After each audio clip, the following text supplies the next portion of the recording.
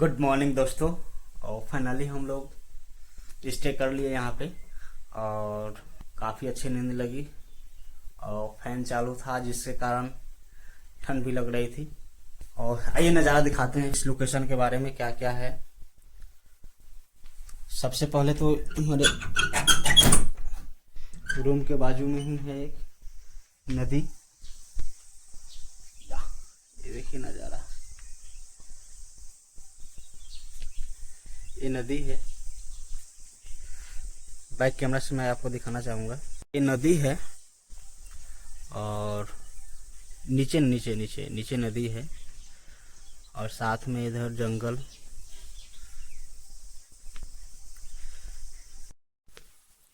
तो चलिए आपको लेकर चलते हैं आगे और बाकी का व्यू दिखाते हैं। थोड़ा सा टहल लेते हैं।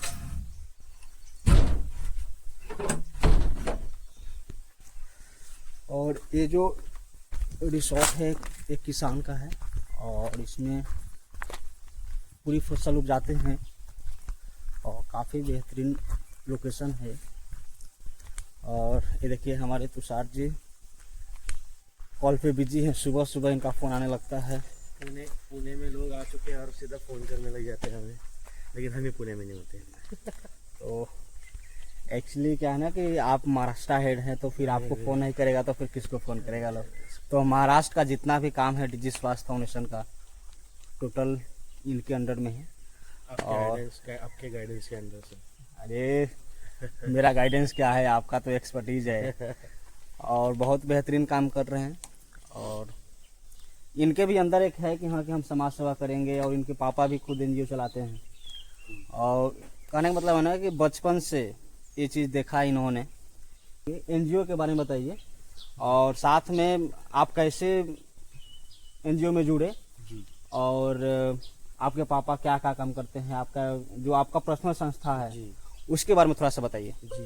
तो मेरे पिताजी जो है वो कैंसर पेशेंट्स को संभालते हैं, जिसको हम पैलेटिव केयर कहते हैं, एंड ऑफ लाइफ केयर। और जब मैं बहुत छोटा था तभी से मैं उनको देखता आया हूँ और ऑब्जर्व करते आया हूँ कि फर्स्ट डे जो होता है, मतलब एक छोटी संस्था जब वो काम करती है, काफ़ी सारे समस्या आती है, तो वो मैंने पहले से देखी और मैं काफ़ी अच्छे तरीके से समझता हूँ, जानता हूँ इन चीज़ों को कि कोई भी संस्था बनाना या उसका काम चलाना आसान नहीं होता है। फिर वो फंड रेजिंग हो, फिर वो लोगों को जोड़ना हो, पार्टनरशिप करना हो, या फिर अपने काम के बारे में लोगों को बताना हो, हर एक चीज़ टीम बिल्ड करना हो। तो फिर कहीं ना कहीं मुझे ऐसा लगता है कि मैं ये सारे जो भी मेरी जो सीख है इन सब के साथ जुड़ करके सबको मैं मदद करूँ और उसमें एक अलग सा सेटिस्फेक्शन मिलता है, क्योंकि एंड ऑफ द डे हम सब जो होता है ना कि हमारा इंटरेस्ट क्या होता है उसके ऊपर हम काम करते हैं। तो जो मैं बचपन से देखते आया हूँ वही मेरा इंटरेस्ट एक बिल्ड हो चुका है इसी सेक्टर में काम करना। और जो ऐसी संस्था है कि जो कुछ बड़ा करना चाहती है, जो सही में कुछ लोगों के ऊपर अलग तरीके से टेक्नोलॉजी को लेकर, या फिर अभी जो जैसे जैसे हम आगे बढ़ रहे हैं उस तरीके को लेकर हेल्प करें लोगों को, तो ज़रूर। और साथ ही साथ मुझे भी सीखने के लिए मिले, ग्रो करने के लिए मिले। तो या मतलब काफ़ी चीज़ें हैं, लेकिन इन शॉर्ट बताना चाहूँ तो इतना है कि बचपन से लेकर अब तक बड़े बड़े जो महाराष्ट्र के जो सोशल वर्कर रहे, साने गुरुजी, विनोबा भावे, बाबा आमटे, इनको पढ़ने का मौका मिला। और गिरीश कुलकर्णी सर, संदीप कुमार सर, उसके बाद अविनाश सावजी सर, इनके साथ काम करने का मौका मिल रहा है। और ये चीज़ें मैं धीरे धीरे सीख रहा हूँ कि किस तरीके से हम आगे बढ़ सकते हैं और लोगों तक हर एक तरीके से होलिस्टिक वे में हम सेवाएं कैसे पहुँचा सकते हैं।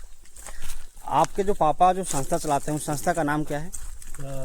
आरंभ पैलेटिव कैंसर केयर सेंटर, जिसको अभी आरंभ फाउंडेशन किया गया है, और जिसमें हम कैंसर के जो मरीज़ होते हैं जिनका इलाज अभी नहीं हो पाएगा और वो लास्ट स्टेज में चले गए, तो उनको एज अ केयरिंग पार्ट हम देने की कोशिश करते हैं कि एंड ऑफ लाइफ केयर उनका बहुत बढ़िया रहे और उनका जो भी आखिरी जो पल रहेंगे वो हसीन पल रहे और वो खुशी खुशी अपना जो भी आखिरी पल है वो जिए। आपका एजुकेशन क्या है? अच्छा, तो मैंने जो है मेरी 10th एंड 12th जो किया है वो केंद्रीय विद्यालय अहिल्यानगर, जो कि पहले अहमदनगर था महाराष्ट्र में, वहीं से किया। काफ़ी रुचि रखता था मैं स्पोर्ट्स में, हैंडबॉल खेला हूँ, फुटबॉल खेला हूँ, उसके बाद स्केटिंग भी किया हूँ। साथ साथ फिर कैसे तैसे कर करके 10th एंड 12th भी पास कर लिया। फिर उसके बाद मैं जो सिलेक्ट हुआ था वो सावित्रीबाई फुले पुणे यूनिवर्सिटी, जो कि एक बहुत बड़ा कैंपस है और पुणे का मेन यूनिवर्सिटी है, जिसके अंतर्गत काफ़ी इंडिविजुअल कॉलेजेस भी आते हैं और गवर्नमेंट यूनिवर्सिटी है यहाँ का। तो वहाँ पर एक नया ही कोर्स लॉन्च हुआ था, एक बीए लिबरल आर्ट्स करके। तो नॉर्मल बीए तो करना नहीं था, ये तो फिक्स था, जाना है तो कैंपस में, क्योंकि केंद्रीय विद्यालय से पढ़ाई करके आता हूँ और एक हरे भरे कैंपस की ही एक अपेक्षा रखता था। लेकिन मोस्टली हम जब शहर में जाते हैं तो कॉलेज ऐसे होते हैं कि वहाँ पर पेड़ पौधे की भी बहुत कमी होती है। राइट। तो पुणे की एक खास बात है, मतलब बाकी शहरों की भी है, लेकिन इस यूनिवर्सिटी में आप जब जाएंगे तो 450 एकड़ का कैंपस, जो कि पूरे जंगल में है, वो भी पुणे के शहर के बीचों बीच। तो उस कैंपस में मेरा सिलेक्शन हुआ और वहाँ पर मैंने जो मेरी पढ़ाई की, मेजर सब्जेक्ट था मेरा साइकोलॉजी और माइनर था लॉ। ओके। तो साथ ही साथ मैंने मेरी एनसीसी कंप्लीट किया पुणे विंग से। तो आर्मी में जाने का भी एक इच्छा रखता था, लेकिन मेडिकल और काफ़ी कंपटीशन हाई होने के कारण मैं भी लग भी नहीं था मेरा फौज में जाना। लेकिन एनसीसी के कारण काफ़ी अंडरस्टैंडिंग बिल्ड हुई, मैनेजमेंट करना, डिसिप्लिन लाइफ रखना। ऑयल क्यूज के कारण जब भी कुछ डिमोटिवेशन होता है लाइफ में तो वो टिका के रखता है अप्स एंड डाउन्स में। राइट। तो इस तरीके से चलता रहा और फिर मुझे जैसे मैं पहले भी कहा था कि मैं सोशल सेक्टर में काफ़ी पहले से हूँ मेरे पापा के कारण, और काफ़ी नेटवर्किंग हो रही थी। तो उसी दौरान संदीप सर से भी पहचान हुई थी जब वो मुंबई में थे और मैंने ऐसे ही विज़िट किया था नगर। तो तब पता चला था कि सर जो है वो Indian school of development management से उनकी पढ़ाई करके आते हैं। तो उसके लिए मैंने मेरा फॉर्म भरा, एग्ज़ाम इंटरव्यू क्लियर करके जो 8th बैच जो थी हमारी 2025 की 24-25 उसमें मेरा सिलेक्शन हुआ। और फिर रिसेंटली मैंने मेरा पीजीपी कंप्लीट किया नोएडा दिल्ली से। अरे वाह। और फिर उसके बाद तुरंत मैंने डीजी स्वास्थ्य में एज पूरा प्रोग्राम मैनेजर ज्वाइन किया और लास्ट अभी 6 महीने हुआ है मुझे यहाँ पर। और जो भी मैंने चीज़ें पढ़ी है मेरे कॉलेज में या फिर जो मेरे स्कूल टाइम में एनसीसी में, उन सबको मैंने प्रैक्टिकली थोड़ा सा पढ़ा था, या फिर बोलते हैं कि मैं जाता था कहीं और उसको मैं प्रैक्टिकल ये करता था, थियोरेटिकल बाद में। लेकिन आईएसडी में मुझे मदद मिली सारी चीज़ें स्ट्रक्चर करने की, और उसके तुरंत बाद लास्ट 6 महीने मैं कहीं अच्छी तरीके से इन सारे चीज़ों को मैं अप्लाई कर पा रहा हूँ मेरे लर्निंग्स को यहाँ पर ग्राउंड पर। फिर ग्रुप डायनेमिक्स हो, बिहेवियर चेंज हो, उसके बाद मॉनिटरिंग एंड इवैल्यूएशन हो, फंड रेजिंग हो, सारे जो भी स्ट्रैटेजिक्स हम स्टेप्स ले सकते हैं, उन स्टेप्स को मैं प्रॉपर समझ कर आगे बढ़ रहा हूँ, और जो कि मेरे लिए बहुत हेल्पफुल रह रहा है। तो यही एक छोटा सा जर्नी था सर। राइट। तो अभी आप प्रोग्राम मैनेजर हैं डिजिटल स्वास्थ्य फाउंडेशन में, आपको क्या लगता है डिजिटल स्वास्थ्य कैसा काम कर रहा है? तो मैंने जैसे पहले भी कहा था कि एक स्किलिंग ऑर्गेनाइजेशन और काफ़ी चीज़ें अभी जो न्यू एरा है उसको समझ करके, नीड समझ करके जो इंटरवेंशन किया हुआ है टेलीमेडिसिन का, उसको देख करके वो मैं ऐसा रेजोनेट करता हूँ काफ़ी कि यस इसकी काफ़ी ज़्यादा नीड है, और उसके कारण मैं बहुत अच्छी तरीके से उसको समझ पा रहा हूँ। और जब भी हम प्रेजेंट करते हैं या काम करने की कोशिश करते ग्राउंड पर, तो उसमें एक होता है ना कि लग करके एक एम्पैथेटिक वे से काम करना, वो मैं कर पा रहा हूँ। क्योंकि आप जैसे कि देखते हैं कि गांव-गांव में, हम भी एक छोटे से गांव से आते हैं, आप भी एक गांव से आते हैं, तो हमें पता होता है कि क्या क्या समस्या आती है, स्पेशली आरोग्य के लेकर, राइट। और हम सब डिपार्टमेंट देखते हैं, एजुकेशन देखते हैं, फार्मिंग देखते हैं, एग्रीकल्चर देखते हैं, लेकिन सेवा कहीं भी नहीं है। राइट। आप देखेंगे तो हर एक डिपार्टमेंट के बाद आरोग्य सेवा ये लिखा जाता है, आरोग्य सेवा। तो उसमें हम योगदान दे रहे हैं डिजी स्वास्थ्य मिल करके, और वो भी इतना बड़ा कि जो गाँव लेवल पर जिसको स्ट्रेंथन करने की बहुत ही ज़्यादा ज़रूरत है। ऑनलाइन टेली कंसल्टेशन के द्वारा हमसे अभी जो डॉक्टर जुड़ते हैं वो उनका पूरा योगदान देते हैं कि किस तरीके से हम गांव लेवल तक लोगों को ओपिनियंस दे, कंसल्टेशंस दे, और उसको मजबूत करने का मैं जो हम काम कर रहे हैं हम सब मिल करके, तो ये काफ़ी बड़ी बात है मेरे लिए भी और ज़रूरी बात है, जिसको हम मिल करके बड़े स्केल पर ले जाए और ज़्यादा से ज़्यादा लोगों तक इसको पहुँचाए। ओके, एक चीज़ और, जैसे आपने बोला कि टेली कंसल्टेशन, तो डॉक्टर्स कहाँ के हैं आपके पास, यानी डिजिटल स्वास्थ्य के पास कहाँ के डॉक्टर्स हैं? जी। और किस टाइप के डॉक्टर्स हैं और किस टाइप के कंसल्टेशन कराते हैं आप? राइट। तो जो भी बड़े बड़े हॉस्पिटल्स हैं मुंबई के, दिल्ली के, हैदराबाद के, तो जैसे मैं बताना चाहूँगा तो एम्स दिल्ली है, एम्स नागपुर है, जे टाटा मेमोरियल हॉस्पिटल, तो इन सब के जो भी हमारी टीम में, जैसे आप हो गए, संदीप सर हो गए, मंदाकिनी, आशीष सर, संजय सर, इन सब की मदद से एक डॉक्टर्स हम जोड़ पा रहे हैं। डॉक्टर्स टीम है हमारे पास, तो जिसमें हम सारे कंसल्टेशन, जैसे कि बताना चाहूँगा, डर्मेटोलॉजिस्ट है, नेफ्रोलॉजिस्ट है, जनरल मेडिसिन भी है, ऑन्कोलॉजिस्ट है, न्यूरोलॉजिस्ट है, तो जितने भी सारे पेडियाट्रिशियंस है, गायनेकोलॉजिस्ट, तो इन सबको हमने जोड़ा हुआ है साथ में हमारे, और सब मिल कर के काम कर रहे हैं। जब भी PHC primary health care centre पर जब भी एमबीबीएस या बीएमएस डॉक्टर कहते हैं कि आपको अभी बड़े डॉक्टर के पास जाना पड़ेगा, एमडी स्पेशलिस्ट केयर लेना पड़ेगा, तो उसी वक्त हम इन्हें तुरंत कनेक्ट करवाते हैं पीएचसी पर और फिर उनका कंसल्टेशन करवाते हैं। राइट।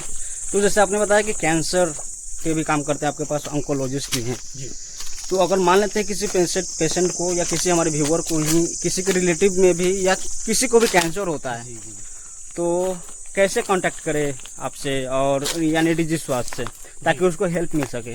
जी, तो डिजी स्वास्थ्य का एक हेल्पलाइन नंबर भी है जो आपको वेबसाइट पे मिलेगा, और या फिर आप जो वीडियो जहाँ पोस्ट हो रहा है सर को भी आप मैसेज कर सकते हैं तुरंत, क्योंकि ये पीओसी रहेंगे और काफ़ी इनका वो एक्सपर्टी है कि तुरंत पेशेंट को हॉस्पिटल से कनेक्ट करवाना।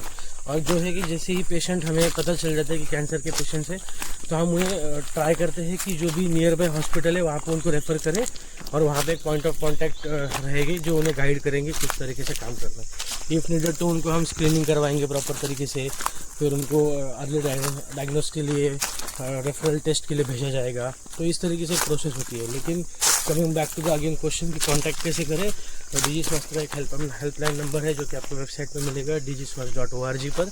और अशोक कुमार सर जो है, जो इनके सोशल मीडिया हैंडलिंग है, आप वहाँ पर भी कमेंट कर सकते हैं, मैसेज कर सकते हैं, तो तुरंत आपको रीच आउट किया जाएगा। बस आपको आपका नंबर डालना है। राइट। एक चीज़ और बताएंगे आपको हम कि आप ऐसे भी लिख सकते हैं, हमारे डिजी स्वास्थ्य के जितने भी एम्प्लॉई हैं तो गूगल पे लिखेंगे, जैसे मेरा नाम अशोक हुआ, अशोक डिजी स्वास्थ्य, जैसे ही आप अशोक डिजी स्वास्थ्य लिखेंगे और सर्च करेंगे, तुरंत मेरा ईमेल आईडी, मोबाइल नंबर और पूरा डिटेल्स आ जाएगा। तो वहाँ से भी आप मुझे कांटेक्ट कर सकते हैं, तुषार जी को भी कांटेक्ट कर सकते हैं। और एक चीज़ और, जैसे कि कैंसर पे तो काम करते हैं, मान लेते हैं कि कैंसर के अलावा भी किसी को बड़ी बीमारी हो जाए, तो फिर कैसे सपोर्ट करेंगे हम लोग? जी, तो मैं जैसे कि कह रहा था कि सारे स्पेशलिस्ट डॉक्टर्स हमारे साथ जुड़े हैं, और इसमें एक चीज़ और है कि जहाँ जहाँ सेंटर थे वहाँ की नियर बाय रेडियस में हम हॉस्पिटल्स को आइडेंटिफाई करते हैं, और वहाँ पर भी एक पॉइंट ऑफ कांटेक्ट हम तैयार करते हैं। जैसे कि बात करें जो तो पुणे की, तो राजगुरु जो नगर जो है, वहाँ की नियर बाय जो ट्रॉमा सेंटर्स है, स्पेशलिस्ट केयर हॉस्पिटल है, जैसे पुणे में YCM है, यशवंतराव चौहान हॉस्पिटल, और उसके बाद ससून हॉस्पिटल है, तो इन सभी में हमने कॉन्टैक्ट्स POC रखे हुए कि जब भी पेशेंट को जब ज़रूरत पड़ती है किसी चीज़ की, तो वो जाएंगे और उनके कॉन्टैक्ट से उनकी मदद लेंगे। प्रोसेस जो रहेगा वो अलग नहीं है, लाइन में पेशेंट्स को लगना पड़ेगा, फाइलिंग करनी पड़ेगी, वो सारी चीज़ें, वो सारी प्रोसेस हमें फॉलो करना ही है। लेकिन इनकेस कुछ मेजर चैलेंज आ रहा है, पेशेंट को कुछ समझ में नहीं आ रहा है कि फाइल कैसे बनाए, कैसे चीज़ें करें, तो उस वक्त पे गाइड किया जाएगा, समझ बताया जाएगा। राइट। यानी कैंसर के अलावा भी किसी को बड़ी बीमारी हो जा रही है तो आप हमसे कांटेक्ट कर सकते हैं, बात कर सकते हैं जी। एक तो हम टेली कंसल्टेशन कराएंगे, सेकेंड ओपिनियन दिला देंगे, और दूसरी बात, अगर हमारे डॉक्टर्स रेफ़र कर रहे हैं या फिर कोई भी डॉक्टर्स रेफ़र कर रहे हैं किसी अस्पताल में, बड़े अस्पताल में सर्जरी के लिए या फिर बाकी अदर ट्रीटमेंट के लिए, तो मुझे कनेक्ट कर सकते हैं, और फिर हम वहाँ के हॉस्पिटल में बात करके फिर आपका हम जितना भी सपोर्ट हो सके हम लोग सपोर्ट करेंगे। यानी डिजी स्वास्थ्य सपोर्ट करेगा आपको। तो जो भी कांटेक्ट नंबर आप अगर सर्च करेंगे अशोक डिजी स्वास्थ्य, तुषार डिजी स्वास्थ्य, तो आपको डिटेल्स दिख जाएगा, वहाँ पे गूगल पे दिख जाता है वो। तो वहाँ से कनेक्ट हो सकते हैं, या फिर पर्सनली आप डिजी स्वास्थ्य के वेबसाइट पे जा करके वहाँ पे नंबर ले सकते हैं, वहाँ से फ़ोन कर सकते हैं। 24 आवर्स हमारी सेवा उपलब्ध है।